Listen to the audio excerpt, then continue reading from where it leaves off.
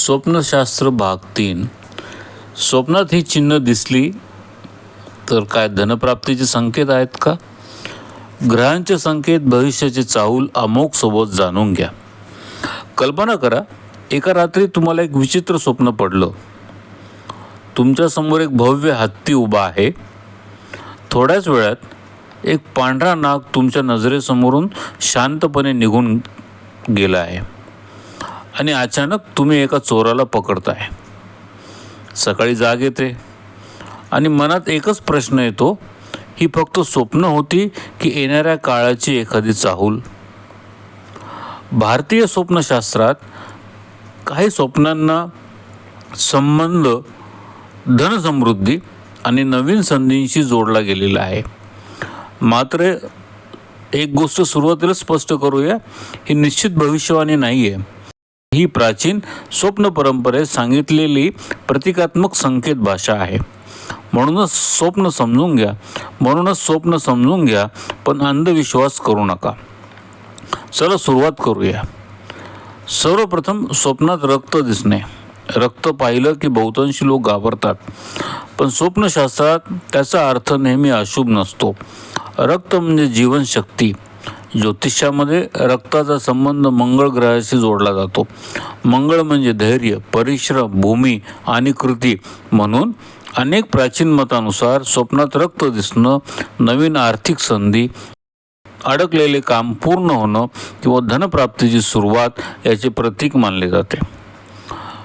दुसरं स्वप्न, पांढरा साप. आपण पहिल्या भागात सापाविषयी सविस्तर पाहिलंय. पांढऱ्या सापाचं महत्त्व वेगळंच आहे. पांढरा रंग पवित्रता, दैवी कृपा आणि सात्विक ऊर्जेचं प्रतीक मानला जातो. म्हणून पांढरा साप दिसणं अचानक भाग्योदय, अनपेक्षित आर्थिक लाभ किंवा योग्य वेळी मिळालेली मोठी संधी याचा संकेत मानला जातो. तिसरं स्वप्न, हत्ती. भारतीय संस्कृतीमध्ये हत्ती म्हणजे भगवान गणेश आणि ज्योतिषशास्त्रात गुरु म्हणजे विस्तार, ज्ञान, समृद्धी, मान सन्मान.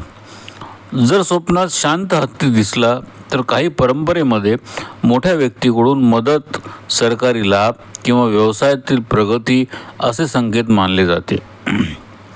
चौथे स्वप्न, चोर पकडणे. हे ऐकून आश्चर्य वाटेल, कारण चोर म्हणजे नुकसान असं आपण समजतो. पण स्वप्नशास्त्रात वेगळ्या प्रतीकाचा विचार केला जातो. स्वप्नशास्त्र प्रतीकांमध्ये विचार असा केला जातो की चोर म्हणजे निसटणारी संधी आणि चोर पकडणं म्हणजे ती संधी पुन्हा आपल्या हातात येणं. म्हणून हे स्वप्न अडकलेले पैसे किंवा आर्थिक लाभ मिळण्याचं प्रतीक मानलं जातं.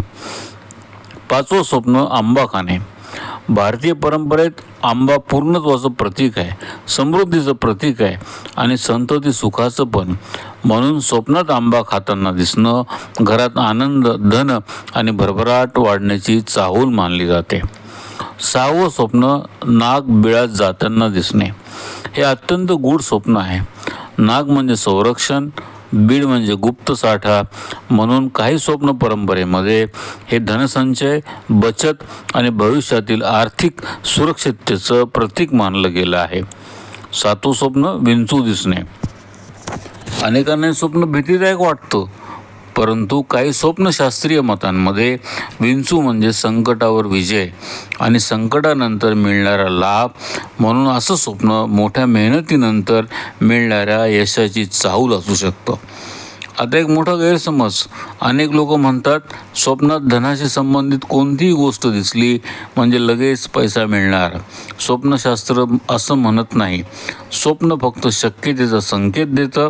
त्या संधीचं सोनं करणं हे आपल्या कर्मावर अवलंबून असतं.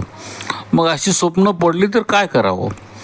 सर्वप्रथम त्या स्वप्नाची तारीख लक्षात ठेवा. स्वप्न जर स्पष्ट आठवत असेल तर लिहून ठेवा. पुढील काही दिवस आर्थिक निर्णय शांतपणे घ्या.